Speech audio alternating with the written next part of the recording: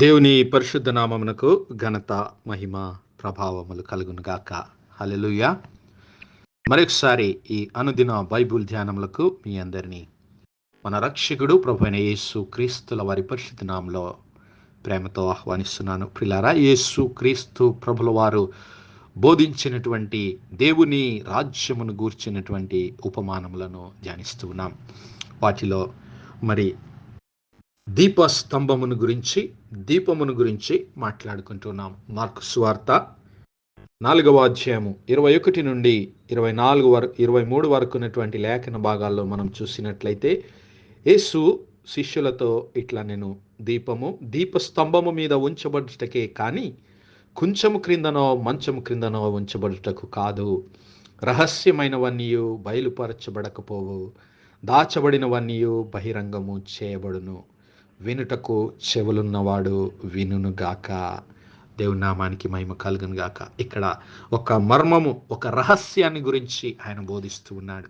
దేవుని వాక్యము, దేవుని మర్మము, దేవుని రాజ్యమును గూర్చినటువంటి మర్మము ఆయన ప్రియ కుమారుడైనటువంటి క్రీస్తు ప్రభుల వారి యందు దాచబడి ఉన్నది.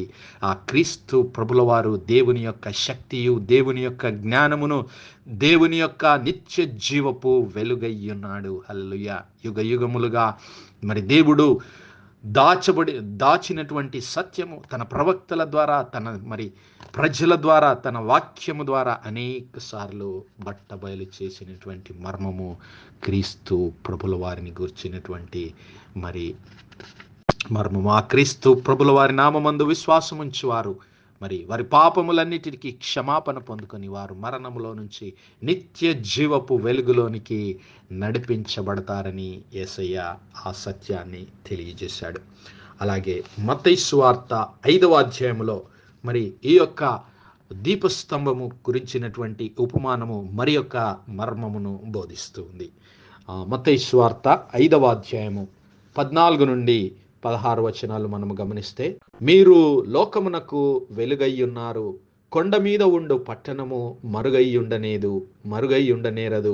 మనుష్యులు దీపము వెలిగించి మంచము క్రింద పెట్టరు, కానీ అది ఇంట ఉండు వారికందరికీ వెలిగించుటకై దీపస్తంభము మీదనే పెట్టుదురు. మనుష్యులు మీ సత్క్రియలను చూచి పరలోకమందున్న మీ తండ్రిని మహిమపరచునట్లు వారి ఎదుట మీ వెలుగును ప్రకాశింపనీయుడి. హల్లెలూయా. ఇక్కడ మరి దేవుడు ఒక ఇంటిని గురించి మాట్లాడుతున్నాడు. ఒక ఇంటిలో పెట్టబడిన దీపము అదంట, ఇదిగో ఒక మనుష్యులు దీపము వెలిగించి కొంచెము క్రింద పెట్టరు, కానీ అది ఇంట ఉండు వారికి అందరికీ వెలిగించుటకై దీపస్తంభము మీదనే పెట్టెదరు. మరి అయితే ఆ దీపము మనుష్యులు మీ సత్క్రియలను చూచి పరలోకమందున్న మీ తండ్రిని మహిమపరచునట్లు వారి ఎదుట మీ వెలుగును ప్రకాశింపనీయండి. హల్లెలూయా. ఇక్కడ మీ వెలుగును ప్రకాశింపనీయండి అంటున్నాడు. మరి ఏమిటి ఆ ఇల్లు?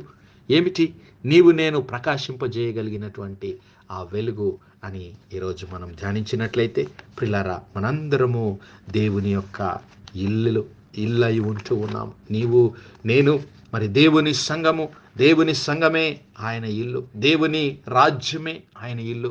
మరి ఆ ఇంటిలో ఉన్నటువంటి నేను ప్రకాశించాలి. నేను ప్రకాశించడం వలన ఈ లోకమంతా ఆ వెలుగును చూచి మరి దేవుని మహిమలోనికి నడిపించబడుతూ ఉంది. హల్లెలూయా. మరి ఆ వెలుగు ఏమిటి ప్రియులారా? ఆ వెలుగు క్రీస్తు ప్రభుల వారే. మరి యేసయ్య అన్నాడు, నేను ఈ లోకమునకు వెలుగయ్యున్నాను. యోహాను సువార్త 8వ అధ్యాయం 12వ వచనంలో మనం చూసాము, నేను లోకమునకు వెలుగయ్యున్నాడు. నేను లోకమునకు వెలుగయ్యున్నాను. నా యందు విశ్వాసముంచువాడు ఎలాగుంటాడంట, ఇదిగో మరణములో నుండి నిత్య జీవపు వెలుగు కలిగిండు. నేను మరణములోను నడవక, చీకటిలో నడవక, పాపములో జీవించక, ఇదిగో జీవపు వెలుగు కలిగి ఉండునని వారితో చెప్తూ ఉన్నాడు యేసయ్య.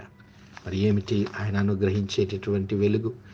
ఇదిగో ఆదియందు వాక్యముండెను. యోహాను సువార్త 1వ అధ్యాయం 4 వచనాల్లో మనం చూస్తే ఆదియందు వాక్యముండెను, వాక్యము దేవుని యొద్ద ఉండెను, వాక్యము దేవుడయ్యుండెను. ఆయన ఆ వాక్యముగా పిలువబడుతున్నటువంటి ఆయన, ఆ వాక్యం అనేటువంటి క్రీస్తు ప్రభుల వారు ఆదియందు దేవుని యొద్ద ఉండెను. సమస్తమును ఆయన మూలముగా కలిగెను. కలిగి ఉన్నదేదియు ఆయన లేకుండా కలగలేదు. ఈ వాక్యమైనటువంటి క్రీస్తు ప్రభుల వారు, వాక్యముగా పిలువబడుతున్నటువంటి క్రీస్తు ప్రభుల వారు, ఆయనే మెస్సయ, ఆయనే రాజుల రాజు, ఆయనే ప్రభువుల ప్రభువు. హల్లెలూయా. పరిశుద్ధుడైనటువంటి యోహాను ఆ పరలోకపు దర్శనాన్ని చూస్తూ ఉన్నాడు. క్రీస్తు ప్రభుల వారు నెలకొల్పబోయే ఆ నిత్య రాజ్యాన్ని చూస్తూ ఉన్నాడు. ఇదిగో పరలోకము తెరవబడుట చూచితిని. ప్రకటన గ్రంథం 19వ అధ్యాయం 11వ వచనము నుంచి పరలోకము తెరవబడుట చూచితిని. అప్పుడు ఇదిగో తెల్లని గుర్రం ఒకటి కనబడెను. దాని మీద కూర్చుండి ఉన్నవాడు నమ్మకమైన వాడును సత్యవంతుడును అను నామము కలవాడు. ఆయన నీతిని బట్టి విమర్శ చేయుచు యుద్ధము జరిగించుచున్నాడు. ఆయన నేత్రములు అగ్ని జ్వాలల వంటివి. ఆయన శిరస్సు మీద అనేక కిరీటములుండెను. వ్రాయబడిన ఒక నామము ఆయనకు కలదు. అది ఆయనకే గాని మరి ఎవనికి తెలియదు. రక్తములో ముంచబడిన వస్త్రము ఆయన ధరించుకొని ఉండెను. మరియు దేవుని వాక్యము అను నామము ఆయనకు పెట్టబడి ఉన్నది. హల్లెలూయా. ఎవరు ఈ దేవుని వాక్యమని పిలువబడుతున్నటువంటి వారెవరు? తెల్లని గుర్రంపై వస్తూ యుద్ధము చేస్తున్నటువంటి వారెవరు? క్రీస్తు ప్రభుల వారు. హల్లెలూయా. ఆయన నేత్రములు అగ్ని జ్వాలల వంటివి.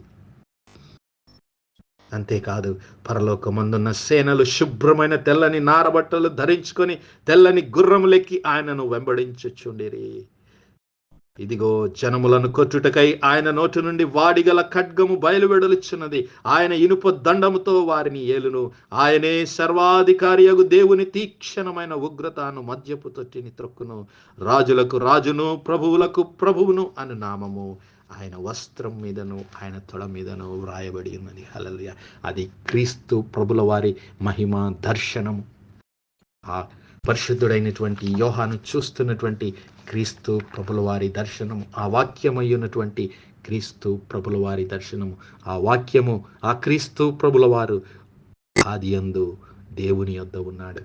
మరి ఆయన దేవుని యొద్ద, ఆదియందు దేవుని యొద్ద ఉండెను. సమస్తమును ఆయన మూలముగా కలిగెను. కలిగి ఉన్నదేదియు ఆయన లేకుండా కలగలేదు. ఆయనలో జీవముండెను. హల్లెలూయా. ఆయనలో నిత్య జీవమున్నది. ఆ జీవము మనుష్యులకు వెలుగై ఉండెను. హల్లెలూయా. ఆ క్రీస్తు ప్రభుల వారు అనుగ్రహించేటటువంటి ఆ జీవమే నీవు నేను ఈ లోకములో వెలుగుగా ప్రకాశింపడానికి మరి శక్తినిస్తూ ఉంది. ఎప్పుడైతే మనలో ఉన్నటువంటి క్రీస్తు ప్రభుల వారు మరి మనలో ఉన్నటువంటి క్రీస్తు ప్రభుల వారి మరి స్వరాన్ని విని ఆయన మాటలకు విధేయత చూపి ఆయనకు మనము సమర్పించుకుంటామో, మన ద్వారా ఆయన ఈ లోకములో తన కార్యములను, తన క్రియలను ప్రత్యక్షపరుస్తాడు. హల్లెలూయా. మరి ఆ క్రీస్తు ప్రభుల వారు ఈ లోకంలో ఉన్నప్పుడు ఆ వెలుగును ఈ లోకంలో ప్రకాశింపజేశాడు. అనేకులు ఆయన మహిమను చూచారు. అనేకమైనటువంటి వారు తమ పాపములను విడిచిపెట్టి నిత్య జీవమును ఆశ్రయించారు. జీవపు వెలుగులోనికి నడిపించబడ్డారు. మత్తయి సువార్త 4వ అధ్యాయంలో మనం చూస్తే, మత్తయి సువార్త 4వ అధ్యాయం 12 నుంచి గమనిస్తే, యోహాను చెరపట్టబడేనని యేసు విని గలిలియాకు తిరిగి వెళ్ళి నజరేతు విడిచి జబులూను నఫ్తాలి అని దేశముల ప్రాంతములలో సముద్ర తీరములందలి కపెర్నహూమునకు వచ్చి నివాసముండెను. జబూలూను దేశమును నఫ్తాలి దేశమును యోర్దానుకు ఆవల ఉన్న సముద్ర తీరమునున్న అన్యజనులు నివసించు గలిలయయు చీకటిలో కూర్చుని ఉన్న ప్రజలు గొప్ప వెలుగును చూచిరి. హల్లెలూయా. ఎప్పుడైతే క్రీస్తు ప్రభుల వారు ఆ జబూలూను నఫ్తాలి ప్రాంతములలో ఆయన మరి సంచరిస్తూ ఉన్నాడు, చీకటిలో పాపంలో జీవిస్తున్నటువంటి ఆ ప్రజలు దేవుని ప్రేమను, దేవుని కృపను, దేవుని కనికరాన్ని, దేవుని వెలుగును, జీవమును చూడగలిగారు. మరణ ప్రదేశములోను మరణ ఛాయలలోను కూర్చున్న వారికి వెలుగు ఉదయించెనని యెషయా గ్రంథము 9వ అధ్యాయం 12వ వచనము, అలాగే యెషయా గ్రంథము 42వ అధ్యాయం 6-7 వచనాల్లో రాయబడిన మాదిరిగా ఆ ప్రజలు గొప్ప వెలుగును చూశారు. హల్లెలూయా. అప్పటి నుండి యేసయ్య పరలోక రాజ్యము సమీపించినది, మారు మనస్సు పొందండి, నిత్య జీవంలోనికి నడిపించబడండి, దేవుని రాజ్యంలోనికి రండి అని సువార్తను ప్రకటించడం మొదలుపెట్టాడు. హల్లెలూయా. మరి ఆ వెలుగయ్యున్నటువంటి ఆ క్రీస్తు ప్రభుల వారు, నిత్య జీవపు వెలుగయ్యున్న ఆ క్రీస్తు ప్రభుల వారు, ఇదిగో నేడు నీ హృదయంలో మహిమా స్వరూపి అయి ఉన్నాడని నీవు ఎప్పుడైతే గ్రహించి పరిశుద్ధాత్మ దేవునికి నీ హృదయాన్ని అప్పగిస్తావో, అప్పుడు క్రీస్తు ప్రభుల వారు, నీలో ఉన్నటువంటి మహిమా నిరీక్షణ అయ్యున్న ఆ క్రీస్తు ప్రభుల వారు నీ ద్వారా ఈ లోకంలో అనేక చీకటిలో నివసిస్తున్నటువంటి ప్రజలకు, పాపములో జీవిస్తున్నటువంటి ప్రజలకు నీ ద్వారా తన వెలుగును ప్రకాశింపజేయడానికి నిన్ను ఒక మహిమ గల సాధనంగా వాడుకుంటాడు. హల్లెలూయా. అప్పుడు నీవు వెలుగుగా చేయబడతావు. క్రీస్తు ప్రభుల వారికి నీ జీవితాన్ని సమర్పిస్తే నీవు వెలుగుగా చేయబడతావు. నీ జీవితాన్ని యేసయ్యకు సమర్పించడానికి సిద్ధంగా ఉన్నావా? నా సహోదరుడా, నా సహోదరి, క్రీస్తు ప్రభుల వారి కొరకు వెలుగుగా జీవించడానికి ఇష్టపడుతున్నావా? ఆయన నిన్ను పిలుస్తూ ఉన్నాడు. ఆయన అన్నాడు, ఇదిగో ద్రాక్షావల్లిని నేను, తీగలు మీరు. ఎవడు నా యందు నిలిచి ఉండునో, నేను ఎవని యందు నిలిచి ఉండునో వాడు బహుగా ఫలించును. తీగ ద్రాక్షావల్లిలో నిలిచి ఉంటేనే గాని తనంతట తాను ఎలాగూ ఫలింపదో, అలాగే నా యందు నిలిచి ఉంటేనే గాని మీరు ఫలింపలేరు. హల్లెలూయా. నేను ఈరోజు క్రీస్తు ప్రభుల వారికి మన జీవితాలను సమర్పిస్తేనే కానీ ఫలించలేము, ఈ లోకంలో వెలుగుగా జీవించలేము. హల్లెలూయా. ఎవడైనను నా యందు నిలిచి ఉండని ఎడల వాడు తీగెవలే బయట పారవేయబడి ఎండిపోవును. ఎవడైనను క్రీస్తు ప్రభుల వారిలో నిలిచి ఉండని ఎడల వాడు చీకటిగా పిలువబడతాడు. పాపంలో జీవిస్తున్నటువంటి వాడు, దేవుని లేనటువంటి వాడు, దేవుని ఎరగనటువంటి వాడిగా జీవిస్తున్నాడు. అందుకే అట్టివాడు, ఇదిగో మనుషులు అట్టి వాటిని పోగు చేసి అగ్నిలో పారవేతురు, అవి కాలిపోవును. నా యందు మీరును, మీ యందు నా మాటలను నిలిచి ఉండిన ఎడల మీకేది ఇష్టమో అది అడుగుడి, అది మీకు అనుగ్రహింపబడును. మీరు బహుగా ఫలించుట వలన, మీరు బహుగా వెలిగించబడుట వలన, మీరు బహుగా క్రీస్తు యందు నిలిచి ఉండుట వలన మీరు ఫలించెదరు. మీరు బహుగా ఫలించుట వలన నా తండ్రి మహిమపరచబడును. హల్లెలూయా. ఇందువలన మీరు నా శిష్యులగలరు. దేవుని నామానికి మహిమ కలుగును గాక. మరి ఈరోజు క్రీస్తు ప్రభుల వారిని హృదయంలో ఉన్నాడా? యేసయ్య నీ హృదయంలో ఉంటే నీవు వెలుగుగా చేయబడతావు. లోకం పాపపు జీవితాలు జీవిస్తున్నటువంటి, చీకటిలో జీవిస్తున్నటువంటి, దేవుని ఎరగనటువంటి ప్రజలకు నీ వెలుగుగా చేయబడతావు. క్రీస్తు నీలో జీవిస్తే, క్రీస్తు ప్రభుల వారికి నీ జీవితాన్ని సమర్పిస్తే నీ వెలుగుగా చేయబడతావు. ఆ నీతి సూర్యుడైనటువంటి క్రీస్తు ప్రభుల వారు నీలో ఉన్నాడు, ఆయన మహిమ నిరీక్షణ ఉన్నాడని నీవు గ్రహించి ఆయనకు నీ జీవితాన్ని సమర్పిస్తే నీవు ఈ లోకంలో వెలిగించబడతావు. నీ వెలిగించబడటం మూలాన నీ క్రియలను చూసి మరి అనేకులు తండ్రి అయిన దేవుని మహిమపరుస్తారు. మరి అట్టి కృప, అట్టి భాగ్యము, అట్టి ధన్యత దేవుడు మనందరి జీవితాల్లో దయచేయను గాక. ఆమేన్, ఆమేన్, ఆమేన్. ప్రార్థించుకుందాం.